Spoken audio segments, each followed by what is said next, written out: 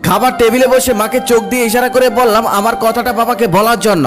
মা ভয়ে ভয়ে বাবাকে বলল, তোমার ছেলে নাকি বন্ধুদের সাথে কক্সবাজারে ঘুরতে যাবে, সেখানে কয়েকদিন থাকবে, ওর নাকি 10,000 টাকা লাগবে।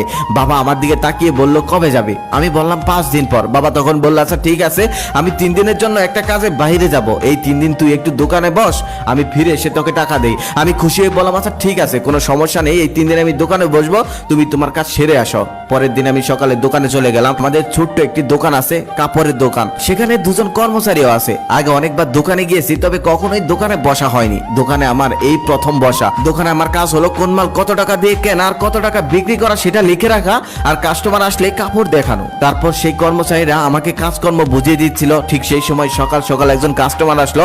সে এসে 20-25টা শার্ট দেখলো, তবে একটাও তার পছন্দ হলো না। অবশেষে সে চলে গেল। আমি বিরক্ত হয়ে কাপড়গুলো গোছাচ্ছিলাম, তখন একজন কর্মচারী এসে বলল, ভাইয়া বিরক্ত হলে চলবে না, সবসময় হাসি মুখে থাকতে হবে। কিছু কিছু কাস্টমার এসে দোকানের সমস্ত কাপড় দেখে ফেলবে, তবে একটাও নিবে না, কিচ্ছু করার নেই, তারপরেও হাসি মুখে থাকতে হবে। তার কিছুক্ষণ পর আরেকটা ছেলে আসলো।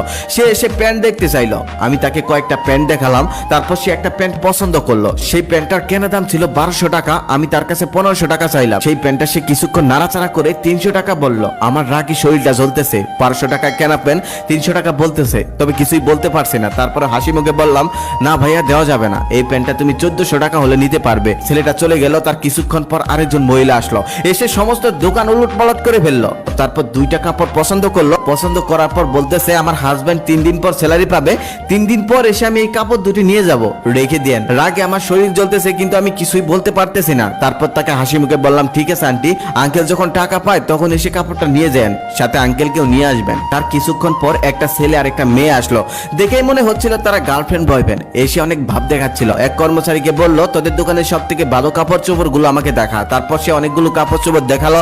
অনেকগুলো কাপড় চোপড় দেখার পর সে বলল, তোদের দোকানে আর ভালো কোনো কাপড় নেই? কর্মচারী তখন বলল, না ভাইয়া, আমাদের দোকানে এর থেকে ভালো কাপড় চোপড় আর নেই। তখন সে বিরক্ত হয়ে বলল, দূর, ফকির নিয়ে একটা দোকানে এসেছি, শুধু শুধু সময় নষ্ট করলাম।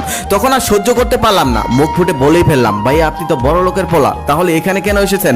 আপনি তো যাবেন যমুনা ফিউচার পার্ক কিংবা বসুন্ধরা সিটিতে, এখানে এসে কেন সময় নষ্ট করছিলেন? তখন আমাদের দুজনের মধ্যে কথা কাটাকাটি হচ্ছিল। ঠিক সেই সময় আমাদের এক কর্মচারী তার কাছে মাপ চেয়ে বলল, ভাইয়া প্লিজ আপনি চলে যান। তারপর ছেলেটা চলে গেল। তারপর কর্মচারী আমাকে এসে বলল, ভাইয়া এমনটা করা যাবে না, আমরা দোকানদার, আপনি তো প্রথম এসেছেন তাই জানেন না, প্রতিদিন কত রকমের কাস্টমার আসে, কত মানুষ কত কথা বলে, সেগুলো আমাদের সহ্য করতে হয়, হজম করে নিতে হয়, শুনেও না শোনার ভান করতে হয়, কিছু করার নেই, আমরা দোকানদার। ওই যে কথায় আছে না, খদ্দের লক্ষ্মী দোকানদার পেঁচা। তারপর সারাদিন দোকান করে আমি একটা হিসাব করে দেখলাম, সমস্ত খরচ বাদ দিয়ে আমি মাত্র ইনকাম করেছি মাত্র 800 টাকা। এভাবেই 3 দিন দোকান করলাম। 3 দিন দোকান করার পর হিসাব করে দেখলাম 3 দিনের সমস্ত খরচ বাদ দিয়ে আমি মাত্র ইনকাম করেছি 5000 টাকারও কম। আবার এই 3 দিনে আমি যে কষ্টটা করেছি, আমার জীবনে আমি এত কষ্ট করিনি, এত মানুষের কথা শুনিনি, কখনোই এত মানুষ আমাকে অবহেলা করতে পারেনি। তারপর সে রাতে আমি ঘরে শুয়ে শুয়ে মোবাইল টিপছিলাম। ঠিক সেই সময় বাবা আমার পাশে এসে বলল, এই নিয়ে তোর 10,000 টাকা। আমি তখন বাবাকে বললাম, বাবা কিসের টাকা? তখন বাবা আমাকে বলল, কেন,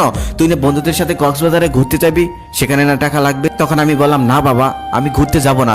যে আমি 3 দিনে 5000 টাকাও ইনকাম করতে পারলাম না, সেই আমি কক্সবাজারে গিয়ে 2 দিনে 10,000 টাকা ভাঙার ক্ষমতা রাখি না। আমাদের মতো মধ্যবিত্ত ফ্যামিলিদের এসব মানায় না। তখন বাবা বলতেছে, তোর তো পণ্ডিতি করতে হবে না, বন্ধুরা যাচ্ছে তুইও যা, সমুদ্রের বিশালতা দেখলে নিজের মনটাও বিশাল হয়ে যায়। তখন আমি বাবাকে বললাম, বাবা বিশালতা দেখার জন্য সমুদ্রের পাড়ে যেতে হয় না, বাবার চোখের দিকে তাকালেই হয়। তারপর আমি কক্সবাজার যাওয়াটা ক্যান্সেল করে দিলাম। রাতে খাবার টেবিলে বসে বাবাকে বলছিলাম, বাবা দোকানে 2 জন কর্মচারী রাখার কোনো দরকার নেই, কাল থেকে আমি দোকানে বসবো, একজন হলেই হবে। তার একটু পর বাবা মাকে বলতেছে, আজকে তরকারিতে এত ঝাল দিয়েছো কেন? চোখে পানি এসে যাচ্ছে। আমি খুব ভালোভাবেই বুঝতে পারলাম তরকারি ঝালের জন্য বাবার চোখে পানি আসেনি, বাবার চোখে পানি এসেছে আমার কথায়। শত কষ্টের মধ্যেও সন্তানদেরকে ভালো রাখার জন্য কত কষ্টই না করে তার। আর সেই সন্তান যখন বাবার পাশে দাঁড়ায়, তখন সত্যি বাবারা কেঁদে ফেলে। তবে এই কান্না দুঃখের কান্না নয়,